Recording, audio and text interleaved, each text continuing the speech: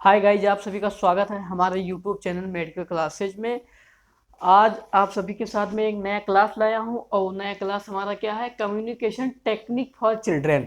इससे पहले की क्लास में जो है hospital environment for sick children and impact of hospitalisation on family and child, ये दो टॉपिक मैं पहले की क्लास में प्रीवियस क्लास में कंप्लीट कर चुका हूं। तो आज का हमारा टॉपिक है कम्युनिकेशन टेक्निक फॉर चिल्ड्रन, कि बच्चों से कैसे कम्युनिकेट किया जाता है, ये कौन कौन से टेक्निक होते हैं। सिंपली हम कम्युनिकेशन पहले भी क्लास में प्रीवियस क्लास में भी हम पढ़ चुके हैं, और क्या है इससे पहले की क्लास में हम कहीं ना कहीं कम्युनिकेशन पढ़े होंगे। तो कम्युनिकेशन का मतलब ये होता है, वो एडल्ट के लिए रहता है, वो अलग रहता है, लेकिन यहाँ पर चिल्ड्रन के लिए हम बात करेंगे। तो सिंपली हम इसमें बात करेंगे कम्युनिकेशन होता क्या है। कम्युनिकेशन का मतलब यही होता है कि हम किसी से कोई चीज़ बात करते हैं तो भी मुझे आंसर करता है, या नहीं भी आंसर करता है तो कोई चीज़ समझता है हमारी बातों को, तो क्या है, तो कम्युनिकेशन है। जैसे कि क्या कह सकते हैं, कम्युनिकेशन को सिंपली हम डिफाइन कर सकते हैं। हम communication is the process of या exchange, reciprocal exchange of information कह सकते हैं।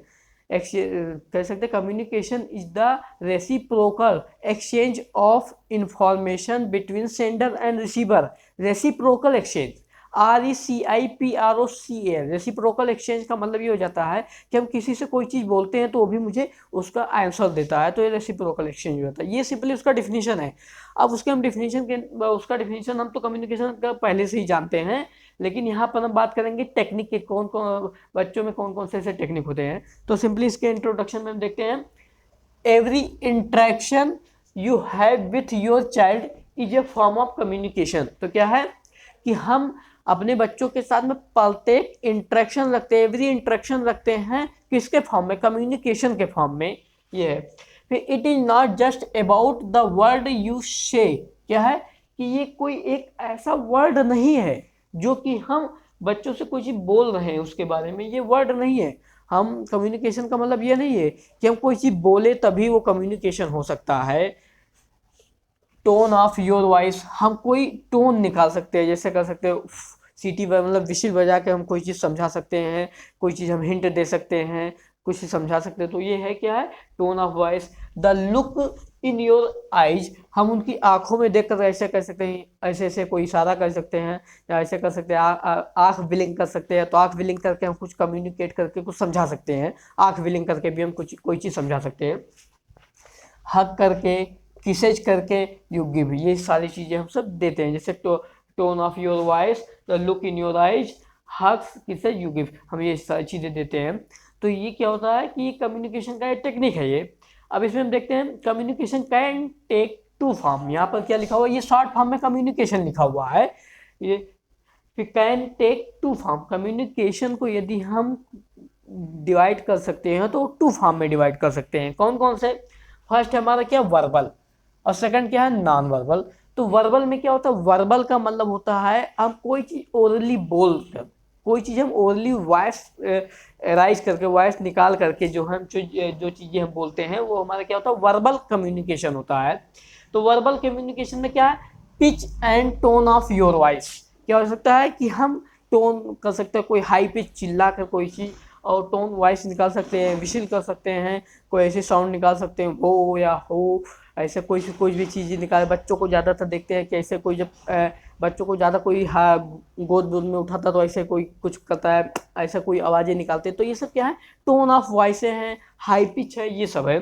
फिर नेक्स्ट इसी में क्या है कि द वर्ड्स यू से, हम कोई चीज़ बच्चों को दें कि ये मेरा बच्चा है, ओ ला ला ला, ऐसे मतलब कोई चीज़ जैसे खिलाते हैं बच्चे को, तो ये होता है कि हम कोई वर्ड निकाल रहे हैं।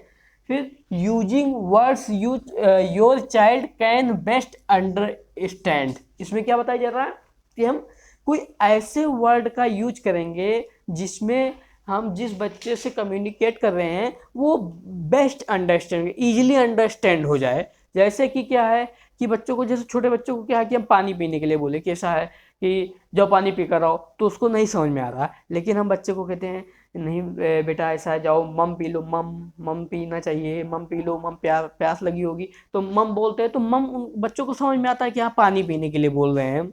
तो ये हो गया कि हम ऐसे वर्ड का यूज करते हैं, मम क्या है, ऐसे वर्ड का हम यूज करेंगे जिससे वो अच्छे से बच्चे समझ में आ जाए। नेक्स्ट इसी में क्या है, सेकंड हमारा क्या है, non verbal communication. Non verbal communication का मतलब यही है कि क्या है कि इसमें हम कोई चीज़ नॉन वर्बल कम्युनिकेशन में क्या है कि कोई चीज़ बोल नहीं रहे हैं, हम एक्सप्रेशन गेस्चर कोई ये हिंट देते हैं तो उससे बच्चे जो कम्युनिकेट बच्चे जो समझ जाते हैं वो क्या हो जाता है, नॉन वर्बल कम्युनिकेशन होता है। इसी में क्या है, फेशियल एक्सप्रेशन है, फेशियल एक्सप्रेशन शो करते हैं जैसे एंगर या ऐसे आंखें निकाल के ऐसे मतलब ऐसे दिखाते हैं। फिर आई कांटेक्ट में क्या हो जाता है, आई कांटेक्ट में आई ब्लिंक कर दे या ऐसे ऐसे करके जो भी हो आई कांटेक्ट दे। पर्सनली स्पेस क्या होता है कि पर्सनली स्पेस में जैसे होता है कि बच्चों के साथ पहले क्या होता है बहुत हम हिल मिल के रहते हैं, लेकिन बच्चों से दूर होने लगते हैं। तो जैसे बच्चे भी हमसे मान लो हमारे बच्चे हमसे गुस्सा हो जाते हैं तो थोड़ा दूर होने लगते हैं, तो पर्सनली क्या होता है कि स्पेस मेंटेन करने लगते हैं। तो उससे हमको पता चलता है पर्सनली स्पेस से क्या होता है कि बच्चा या हमसे नाराज है या मैं बच्चे से नाराज हूँ, तो ये होता है पर्सनल स्पेस। फिर हैंड गेस्चर करके, हैंड गेस्चर जैसे क्या होता है कि अभी हम कैसे के गुड वेरी गुड का साइन देते हैं ऐसे निकालते हैं, तो हैंड गेस्चर ये होता है हमारा। फिर क्या है, फिजिकल टच लाइक ए हग, क्या होता है कि हम फिजिकली टच करके फिजिकली इसे टच करते हैं, हग कर लेते हैं, वेरी गुड वेल डन ऐसे सब करते हैं। तो ये होता है फिजिकली टच करके हम कम्युनिकेट करते हैं, ये होता है हमारा। तो इसमें क्या हो गया हमारा कम्युनिकेशन में हो गया वर्बल और नॉन का वर्बल दो हमारा ये कंप्लीट हो गया। इसमें नेक्स्ट हमारा टॉपिक क्या है, ग्रिफ एंड ब्र्यूमेंट। ग्रिफ एंड ब्र्यूमेंट ये बहुत ही इंपॉर्टेंट है और ये बहुत इजी भी है। कम्युनिकेशन भी इजी था, ऐसी बात नहीं है, लेकिन ये ग्रिफ एंड ब्र्यूमेंट ये भी बहुत इजी है। ये छोटा सा ही टॉपिक है, इसमें समझ लीजिए। तो ग्रिफ पहले हम जानेंगे ग्रिफ होता क्या है। ग्रिफ जानिए पहले कि ग्रिफ होता क्या है। तो ग्रिफ में क्या होता है, it is the powerful emotional reaction. यानी इसमें 3 पॉइंट इसमें है, पावरफुल है इमोशनल रिएक्शन है इसमें, powerful emotional reaction to a separation और a loss of valuable things या ऑब्जेक्ट से कहते हैं, ऑब्जेक्ट्स यहाँ पर लिखा हुआ है। तो इसमें हम बात करते हैं कि एक पावरफुल इमोशनल रिएक्शन है। हम जैसे क्या होता है कि किसी की मान सेपरेशन कब होगा, किसी ऐसे व्यक्ति जिससे बहुत ज़्यादा प्यार करते हैं तो उसकी डेथ हो जाती है, तो क्या हो जाता है हम उससे सेपरेट हो जाते हैं, उससे तो सेपरेशन हो जाता है। तो ये क्या हो जाता है कि एक पावरफुल इमोशनल रिएक्शन हमारे अंदर दिखेगा कि हाँ, और या कोई हमारा वैल्यूएबल ऑब्जेक्ट है वो हमसे दूर हो जाए, लॉस हो जाए, तब हम देखते हैं क्या होता है कि हमारे पास क्या होता है, एक इमोशनल रिएक्शन होता है, वो भी बहुत स्ट्रांगली रहता है, बहुत पावरफुल रहता है। तो हमारा क्या होता है, ग्रीफ होता है। Grief is the powerful emotional reaction to a separation और a loss of valuable object, ये है इसका डिफिनीशन। नेक्स्ट हमारा क्या है, मॉर्निंग। इसमें मॉर्निंग में क्या होता है, यहाँ पर आर साइलेंट होता है। सिंपली इसको पढ़ने का जो तरीका है हमारा ये क्या है कि आर साइलेंट हो, जैसे क्या होता है कि किसी की जब डेथ वगैरह हो जाती है तो वहाँ पर क्या होते हैं कि मौन रहने के लिए बोलते हैं। तो मौन का मतलब ये होता है कि शोक व्यक्त करना, किसी की डेथ वगैरह हो जाती है, तो ये वही चीज़ है और कुछ नहीं है। इट इज़ द प्रोसेस, एक ऐसा प्रोसेस होता है बाय विच ग्रीफ रिसॉल्व, क्या हो जाता है कि जो ग्रीफ जो पावरफुल इमोशनल रिएक्शन होता है वो क्या होता है उसको रिसॉल्व किया जाता है, ये प्रोसेस होता है। फिर इसमें क्या लिखा हुआ है, it is the societal expression of post bereavement behaviour and practices. तो इसमें क्या बताया जा रहा है कि ये एक सोसाइटल एक्सप्रेशन, सोसाइटल क्या होता है, ये सोसाइटी में जो एक्सप्रेशन शो किए जाते हैं एक सोसाइटल एक्सप्रेशन होता है। सिंपली से सोसाइटल एक्सप्रेशन इसलिए कहा गया है इसको मौन को, क्योंकि सोसाइटी में ही एक्सप्रेशन शो करते हैं। आप जो है स्कूलों कॉलेजों में मौन रहने के लिए बताया जा रहा है कि ऐसा है कि आज हमारे इनकी डेथ हो गई है या हमारे चाहने वाले की डेथ हो गई है, तो हम आप सभी से रिक्वेस्ट करते हैं 2 मिनट के लिए मौन रहिए। तो क्या हो जाता है कि हम सोसाइटी में अपना एक्सप्रेशन शो करते हैं, तो इसीलिए इसको बताया जा रहा है कि ये societal expression of post bereavement behaviour and practices, इसलिए इसको बताया जा रहा है। नेक्स्ट इसमें क्या बताया जा रहा है कि अब ब्र्यूमेंट के बारे में जानिए। तो ब्र्यूमेंट क्या होता है, ब्र्यूमेंट की बात करते हैं तो it is the state of being deprived of someone by death. अब इसमें बताया था डेप्राइव्ड वर्ड आया, तो डेप्राइव्ड का मतलब हो जाता है कि किसी चीज से वंचित हो जाना, ये होता है डेप्राइव्ड होता है। तो ये क्या होता है, ये होता है किसी के मतलब किसी का एक वंचित होने का एक स्टेट होता है, मतलब किसी के ना होने का कह सकते हैं, बाय डेथ बताया जा रहा है पर, या कह सकते हैं और लॉस ऑफ डेथ या लॉस बता सकते हैं इसमें। तो किसी के लॉस होने पर या किसी के डेथ होने पर जो होती है एक डेप्राइव्ड का एक स्टेट होता है, वही क्या होता है, बेरियरमेंट होता है। समझ में आ गया ना, एक स्टेट होता है, देखो ये एक स्टेट होता है किसी के ना होने का, और ये एक प्रोसेस होता है, और ये सोसाइटल एक्सप्रेशन को शो कराता है, बताता है, और ये क्या होता है, पावरफुल इमोशनल रिएक्शन होता है, ग्रिप। इसमें तीनों आप सभी को क्लियर हो गया होगा। अब इसमें हम देखते हैं मेनली अब क्या बात करते हैं, काज की बात करते हैं कि कौन कौन से ऐसे काज है जिससे ग्रीफ एंड बेरियरमेंट होने के चांसेस जो है, सिंपली कह सकते हैं ग्रीफ क्यों होगा। तो यहाँ पर क्या है, ब्रेकअप। अब भाई ब्रेकअप तो बहुत ही कॉमन है कि ब्रेकअप हो जाए भाई, आजकल तो हर कोई प्यार ही करता है, सब कोई प्यार में ही डूबे रहते हैं, तो ये ब्रेकअप। फिर loss of health and friendship, तो loss of health and friendship क्या हो जाता है कि हेल्थ हमारा लॉस हो जाए, बहुत ही हम अनहेल्दी फील करें, फ्रेंडशिप हमारा लॉस हो जाए, फ्रेंडशिप में ब्रेकअप हो जाए, फ्रेंडशिप में भी ब्रेकअप होता है, ऐसी बात नहीं है ना, लव में ही समझे सब। फिर इलनेस ऑफ लव्ड वन, क्या हो जाता है, लव्ड हम जिससे प्यार करते हैं भाई, अब यहाँ पर तो ब्रेकअप हुआ है, अब यहाँ पर जो होता है जिससे हम प्यार करते हैं वो बीमार ही हो जाए, वो बीमारी हो जाए, तो अब उसकी बीमारी हमको लग जाती है, तो मतलब कह सकते हैं कि क्या होता है, इलनेस ऑफ लव्ड वन, कि वो बीमार है, दुखी हम है। फिर death of pet, death of pet, pet का मतलब हो जाता है कि कोई पालतू चीज़ें, जैसे हमारे पालतू एनिमल्स होते हैं तो उनकी डेथ हो जाती है, तो उसमें भी क्या होता है, हमको ग्रीफ होता है, हम भी उसके लिए क्या होता है, सैड होते हैं। नेक्स्ट हमारा टॉपिक क्या है इसमें, इसमें हमारा नेक्स्ट जो टॉपिक है वो है stages of grief. Stages of grief की बात करते हैं, तो इसके मेनली जो होते हैं वो 5 स्टेज होते हैं, और ये 5 स्टेज अधिकतर जो है स्टेजेस के पूछते हैं, अधिकतर जो है स्टेजेस पूछते हैं, आप ध्यान रखिएगा। और भी आते हैं इसमें, पीडियाट्रिक के अलावा मेंटल में भी पूछते हैं, कभी कभी एमएसएन में भी आता है ये, तो ये सारी ये बहुत ही कॉमन है। तो इसमें डेनाइल बोलते हैं, डेनाइल फर्स्ट हमारा क्या है, डेनाइल।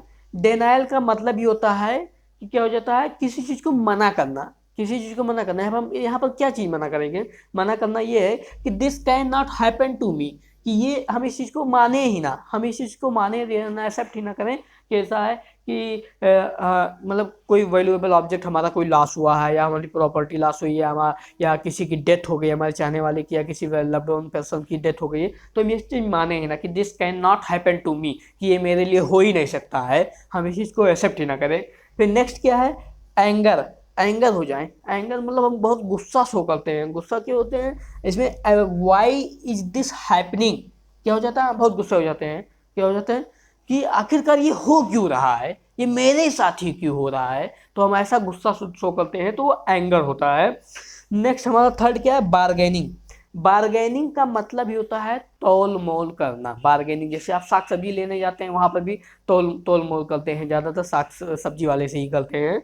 तो make this not happen in return I will dot dot यहाँ पर कर दिए हैं, डॉट डॉट इसलिए कर दिए हैं कि इसमें यहाँ पर बार्गेनिंग का मतलब ये बताया जा रहा है कि make this not happen in return, क्या हो जाता है कि हम ऐसा सोचने लगते हैं कि काश हम वहाँ पर होते। जैसे क्या होती है, मान लो क्या होता है, किसी की मान लो एक्सीडेंट हो जाती है, अब एक्सीडेंट होने के बाद में क्या हो जाता है, उसको हॉस्पिटल ना पहुंचाने की वजह से उसकी डेथ हो जाती है, तो ऐसा होता है कि डॉक्टर बोलता है कि ऐसा ये टाइम से इनको हॉस्पिटल आ जाते तो मैं काश इनको बचा लेता। तो काश अब जो भी रिलेटिव आते हैं उसके, तो क्या बोलते हैं ये, मतलब यही शौक बनाते हैं, यही सब सोचते हैं, यही सब बोलते रहते हैं कि ऐसा होता है कि काश ये नहीं होता हुआ, या जहाँ पर एक्सीडेंट हुआ होता तो मैं वहाँ पर होता, तो मैं डॉक्टर के पास ले आता जल्द से जल्द, तो ये होता। तो वही चीज़ है यहाँ पर कि make this not happen in return, काश ये चीज़ वापस आ जाए, काश ये चीज़ वापस आ जाए और मैं वहाँ पर रहूँ और आपको हॉस्पिटल ले जाऊँ, ये चीज़ होता है बार्गेनिंग। हम भगवान से तोल मोल करने लगते हैं कि भगवान मैं वहाँ पर क्यों नहीं था कि मैं उसको हॉस्पिटल ले जाता समय से, ये होता है।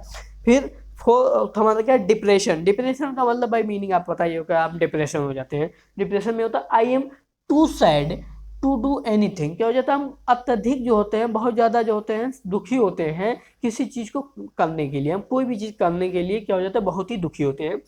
फिर फिफ्थ एंड लास्ट हमारा क्या है, एक्सेप्टेंस। एक्सेप्टेंस का मतलब ये होता है कि कोई चीज़ को एक्सेप्ट कर लेते हैं। इसमें क्या लिखा हुआ, आई एम एट पीस, क्या हो जाता है, एट पीस। पीस का मतलब हो जाता है संतुष्ट होना, with what happened. What happened यहाँ पर क्या बताया जा रहा है कि वाट हैपेंड मतलब जो कुछ हुआ है मैं उससे संतुष्ट हूँ, यहाँ पर ये चीज़ बता रहे हैं कि हम ऐसे एक्सेप्ट कर ले रहे हैं। जैसे क्या हो जाता है कि कोई घर में क्या हो सकता है कि भगवान न करे कोई चीज़ ऐसा हो, लेकिन होता है कि जैसे बहुत ही ओल्ड एज होते हैं और उनको क्या हो जाता है कैंसर वगैरह कुछ होता है और उनको बहुत ही ज़्यादा पेन होता है, तो हम ये चीज़ एक्सेप्ट कर लेते हैं कि इनकी भगवान करे डेथ ही हो जाए। तो डेथ हो जाता है तो उस चीज़ को हम एक्सेप्ट कर लेते हैं कि इनका डेथ हो गया, बहुत ही अच्छा हुआ, हम उससे संतुष्ट हैं। तो ये क्या हो जाता है, वो ग्रीफ का जो स्टेज होता है वो एक्सेप्टेंस होता है। अब ये नहीं कि भाई उनकी डेथ हो गई है, घर में कोई दुखी ही नहीं है, तो वो चीज़ एक्सेप्ट कर लेते हैं कि क्या हो जाता है कि उनको पेन झेलने से अच्छा क्या है कि उनकी डेथ ही हो गई। तो इस तरह से क्या हो गया कम्युनिकेशन टेक्निक फॉर चिल्ड्रेन। और नेक्स्ट हमारा टॉपिक क्या था, हमारा ग्रिफ एंड बेरेलमेंट, ये हमारा कंप्लीट हो गया है।